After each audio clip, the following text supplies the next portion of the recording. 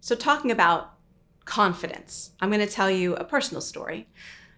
This was a few years back. It was the first time that I was ever going to perform on Carnegie Hall stage. And it was at that time the very largest stage that I had ever performed on to date.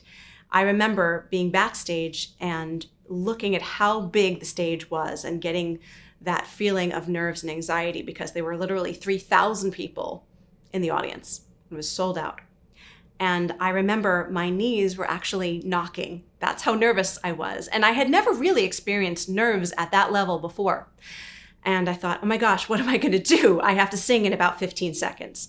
They called my name, they announced me, and I remember walking up on the stage. And it took about 5 minutes in my nerve-wracking experience to finally get to the center of the stage. But I knew as a performer that there was things that I could do to get myself out of this nervous state that I was in. It was simply this. I took hold of the microphone.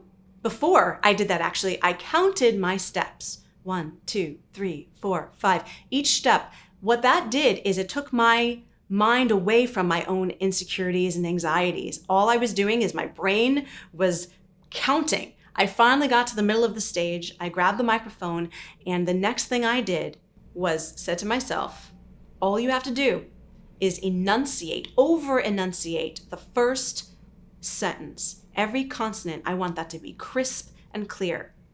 And that's all I did. I only focused on making sure that I was enunciating every single word of that first sentence, of that first musical line. After I did that, my body relaxed, my fears subsided, and I was able to focus on my job, which was conveying the message of that song to my audience.